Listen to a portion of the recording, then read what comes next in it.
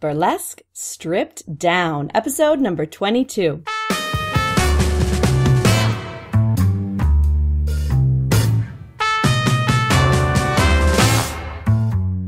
Welcome back, ladies and gentlemen, to yet another episode of Burlesque Stripped Down. I am Velvet Eau Claire, your guide through all of the secrets, saucy, sexy, not so sexy, from the ladies and gents behind the tassels. Welcome back to any returning listeners, and a huge welcome to any new listeners. Thank you for joining us today for another Hot Tips episode. Today I am rocking an unair-conditioned house here in Florida.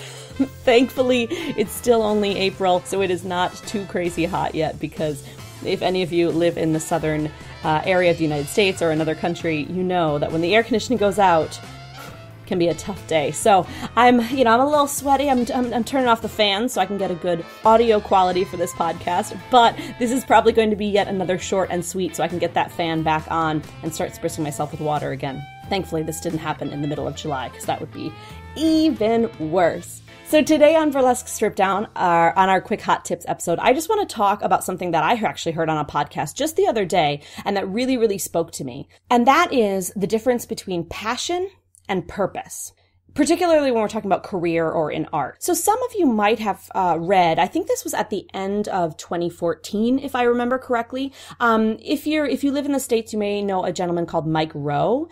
He got famous with his show Dirty Jobs, which I always thought was a great show. It was showing him kind of going and interviewing these people who were doing dirty jobs, doing these things that we don't really even think about, like that maybe no one would want to do or things like that. And so he would interview them and kind of find out what it was like, find out how to do the job. But he also has a really great personality. And he has a really popular kind of, I think it's Instagram, or maybe it's just his Facebook, where he tells a lot of stories. He's a really very interesting guy. And in late 2014, I started seeing an article pop up on my feed that I eventually read. And I think the title of this article that I found, and I think it was the same one, is Mike Rowe's must-read response to an Alabamian who asked why he shouldn't follow his passion. So, it's one of those clickbait articles. And in it, Mike goes through why it's important to not just follow your passion. And I admit feeling very torn about this article. I'll read you a little bit from it.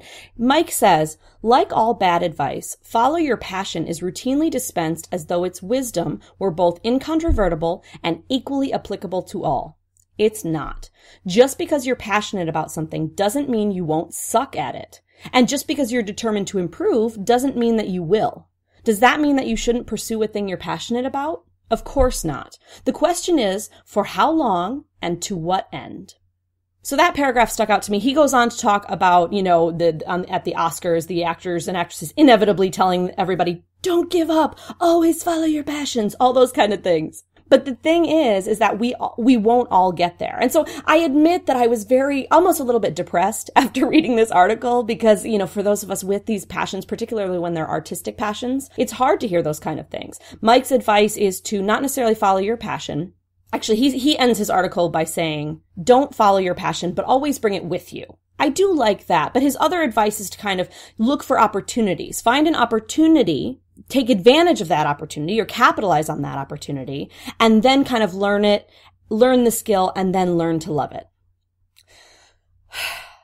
I don't know. I mean, for those of us, burlesque performers, I think we have this passion. That's why we do what we do. So it always kind of sat a little weird with me. It didn't quite settle with what he had to say. I appreciate him. I respect him. He's very well spoken. He has a good argument, but it didn't kind of sit right with me.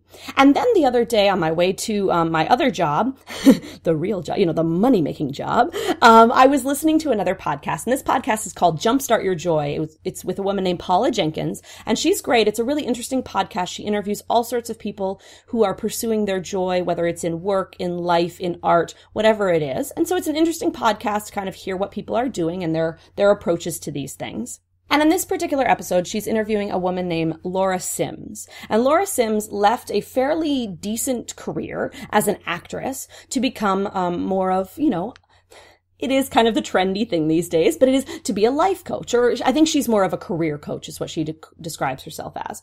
So, okay, so this podcast is progressing along. I'm like, all right, it's interesting. You know, she's got a good story. Now I'm trying to figure out which of, you know, because she's talking about a famous series that she was on and she was speaking with the series regular. So I'm trying to figure out which one that one is and all that. But then she transitions into this discussion about passion versus purpose. And I have to say that this resonated with me so much that I immediately thought of all of you, the rest of my burlesque family, and how this kind of relates to us. So I went on her website and read a little bit more, and I'd like to share some of it with you today, including a bit of what she says in her blog post, why you don't need to find your passion to do what you love. Which again, sounds so strong and so like, it's like my body like recoils against it, doesn't want to hear that. But also what she said in the podcast episode as well. So I will say up front that Laura is very, very adamant about not dissing a passion-driven career or a passion-driven life. Mike Rowe does a little bit more, just because he knows that it's not quite as likely or as possible, perhaps. But Laura is very respectful of if you do choose to follow a passion-driven career or a hobby or whatever it is. But in the middle of her article, she says, you can be passionate about a purpose-driven career, and you can feel purposeful about a passion-driven career. So what the heck is the difference? And for Laura, she delineates it as the difference is relationships. And I love that. So Laura talks about a passion-driven career. What is a passion-driven career? A passion-driven career is focused on the relationship with yourself.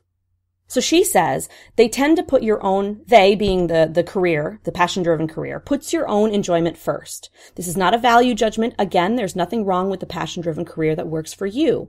Unfortunately, this is where the starving artists hang out. Love of an art, craft, or subject comes first, and swept off your feet, you try to find a way to make money from it. If I could just paint or write music or take photographs all day long. And so that's what she says about it. And I think that really resonates for a lot of us, whether it's ourselves that feel that way or we know other performers who do, right? It's that idea of, I just want to create for the creation's sake. In the podcast, Laura uses the analogy of a musician. She shows us two different musicians. And the first musician is one who honestly just creates, just loves to be in the studio alone, doesn't care about if the music is ever heard. It's all about that creation. It's the music. It's the relationship to oneself and the music. In the blog, she also says, what your art does for other people is an afterthought and maybe even an inconvenience because you have to figure out how to get people to buy your stuff. Ugh. So I think a lot of us can relate to that. We have this passion for performing. We have this passion for creating this art, these kind of things. And for some people, it doesn't matter if anyone ever sees it. Or it is an inconvenience, basically, because I just want to perform. Why can't I just perform? Why do I have to sell stuff? Why do I have to try to make a living at this? So let's contrast that to a purpose-driven career, and then I want to talk about kind of how it relates to us. Laura goes on to talk then in a separate section about what a purpose-driven career looks like. And as passion-driven careers are about the relationship to self, to oneself, the purpose-driven careers are about relationships to others.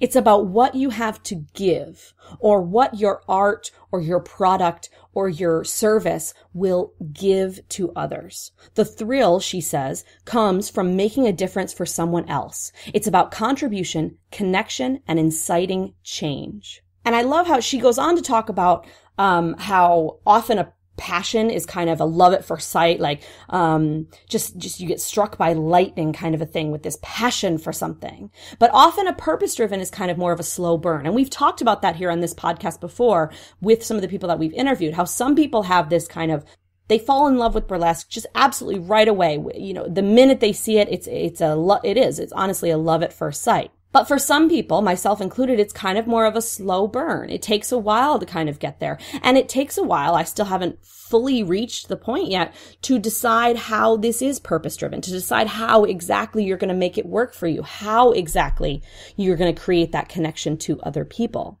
Laura says, while the passion-driven are often plagued by the question, how can I make money at that? The purpose-driven often wrestle with, is that even a real thing? Right? So some people who are purpose-driven will kind of have this like, oh, well, this is something that I would really like to do and connect with people and do all of this. But is that a real thing? Can I make money from that? Does that happen? Is that a real job? Right?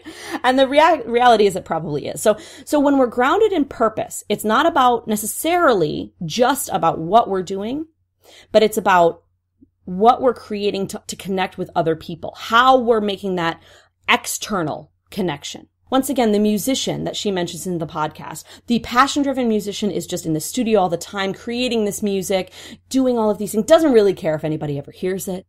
But the purpose-driven musician is someone who still loves the music, still is passionate about that music. That's true. But there is also a reason outside themselves that the music is important. It's not just creating for themselves. Of course, just recently we found out about Prince passing away, and if you follow me on Facebook or Instagram, you know that I am very affected by this. Prince was a very, very important musician to me, probably the most important, influential as far as when I was growing up and creating who I am today. I won't get into all of that because I might get a little upset, but I was thinking about Prince as I was kind of putting together this episode, and I think Prince is a good example of a passion-driven musician.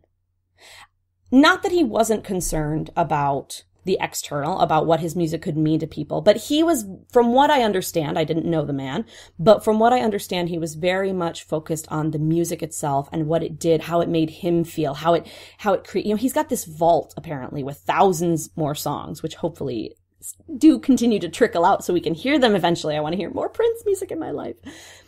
But he was very focused on his relationship with that music. It was very internal. From what I understand, it's possible that he was, also very focused on the purpose of it as well. So it's clear that you can succeed as a passion-driven person. And this kind of ties us back with the Mike Rowe article. You can succeed by following your passion, but it's much more difficult because your intention isn't quite there. Your passion is in the internal, which isn't going to make you necessarily, I don't want to say make the right decisions, but do always kind of the right things to get you the money, right? Because unfortunately we live in a world where if we want to call it a career, we need to make money with it. So let's talk about in the burlesque world. You've heard me discuss before on this podcast about the difference between, treating your burlesque career like a business, the difference between being a full-time career burlesque performer and teacher or producer and just a hobbyist. And I hate to say it that way. I do take that back. Not just a hobbyist. There's nothing lesser than about that. It's all about personal decisions and what you've chosen to do on the inside. So some of you might be thinking, no, it's really about this passion. I have this passion to create. And not that I don't care what people think. And obviously I do want, because burlesque is one of those where we obviously do want people to see, regardless, even if we're passion driven, we still want that kind of influence. But really it's mostly about my relationship with myself, and it's about what this does for me. And that's okay. It's okay to be selfish. It is okay to be passion driven. Just know that is not necessarily going to push you forward in a career setting. So if you feel like you are a passion-driven person, a passion-driven artist, maybe it's important that you keep your day job as well to kind of give you that stability that you might need. And then use your art, have this art as your off time, your hobby type of a thing. Or you can go full steam ahead as a passion-driven career. Just know that it's not always going to be sunshine and roses, right? Laura also says there's often for passion-driven careers or artists, there's this phase, right, where all they do is kind of grumble about how life is unfair and daydream of, living in a world without money, right? If only there were no money in the world, right? Then I could just create all day and everything would be fine. So just know that it can be a very difficult road. But if you can do some self-examination and figure out how to transform your passion into a purpose-driven artistry or career, that's going to make things much easier as you go about approaching this from a business standpoint. And again, don't turn this off quite yet. Come on. Okay. I said the word business. We're not going to get all boring about it. We still want to have fun. We still want to have that passion infused in us. But if we can figure out a way to drive this with a purpose, and remember that purpose is external, our relationship with others. If we can find a way to drive this with a purpose, it is much easier to go about our day-to-day life and to create this kind of career, this thriving artistic career out of it. And I think burlesque lends itself really well to that, because burlesque is always about kind of breaking that fourth wall, as we talked about on Monday with Ava Valentina. It's always about, or at least I guess I shouldn't say always. It often is about creating and evoking that emotion with your audience. So in a sense, there's almost a built-in purpose. But if you can really define that and think to yourself about how this thrill is not just this internal thing when you get to perform, but what it is that you're creating with other people, what you're evoking from them, how you're connecting with others, how are you helping them? It can be as simple as you're helping them in the way of, making them feel a little bit more confident with their bodies. It can be as simple as you're helping them by entertaining them. That's okay too. It doesn't have to be anything deeper than that. We don't have to be Mother Teresa's here looking to change the world. But we do just gotta think about where that motivation lies. Basically, that's what it boils down to, is where is your motivation? Is your motivation coming from what I want to show people? Or is your motivation coming from what I want people to see? Just that perspective shift can make a huge difference in how you approach this business. Because that's what it is. I'm sorry to use the word business. I know it is less glamorous. It is less sparkly, but it is absolutely true. Okay. I'm getting hot. I'm getting sweaty because that AC's off. Whew. I hope this helped you a little bit.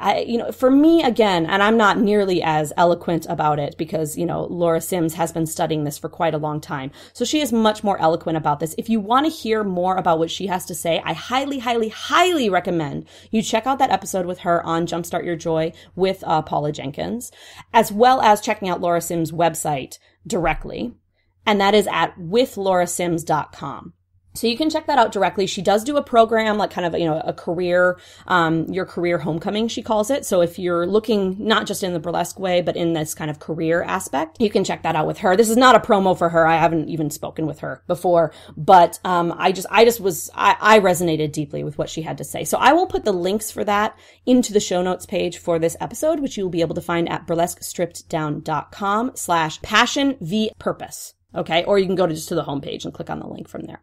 So you'll get all the links to that, to the podcast, to Laura's website as well. And I would really like to hear what you guys have to say about this. Because again, this is something I just listened to a few days ago. So it's still kind of percolating and I'm still kind of developing my opinions on it. And I would really love to hear how you approach it. Are you purely purpose-driven? Are you purely passion-driven? Or have you kind of transitioned from one to the other? I know I did. For me, it started, I thought it was just a passion that I had for burlesque. But especially as I created this podcast and started defining that I want to help people with their branding and things like that, it shifted a little bit more into this is what my purpose is. This is why I want to do this. This is why I want to be involved. And it really helped me to focus and narrow down a little bit. Especially as, when I was more passion driven with the performing, the money wasn't coming in. I wasn't seeing the money coming in. So it was easy just for me to kind of fall off on that. So I really want to hear your 2 cents on this. Have a listen, check out what Laura has to say, and then email me. Tell me what you think about this. I want to hear some other perspectives. velvet@burlesquestrippeddown.com. You can reach me there, of course, on the website. On the website, you can leave a voicemail, as I've mentioned, on the right side of the page. Leave a message, the microphone from your computer, or over on the Facebook page, you can also reach me, Burlesque Stripped Down. So thank you so much again for pressing play today. I really do appreciate your listening. If you've been enjoying the podcast, thank you so much. I've received some wonderful words. I'll be sharing some more of them on Monday with my special, amazing Asian sensation guest. So excited to share that with you. If you are enjoying this, though, please do think about taking a second to kind of share it with some of your burly friends, anyone that you know in the industry. I would really love to kind of reach more people.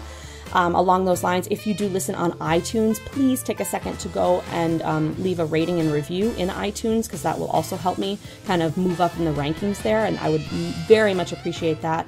Regardless of where you listen, take a second to subscribe as well so that you don't miss any of these new episodes as they come out. I hope to hear from you soon, and I hope that you're able to share this. Make sure that you stay cool in hopefully what you have air conditioning, or, up north if it's a little cooler there. So stay cool, stay passionate, and stay purpose-driven. And as always, make sure to stay sexy.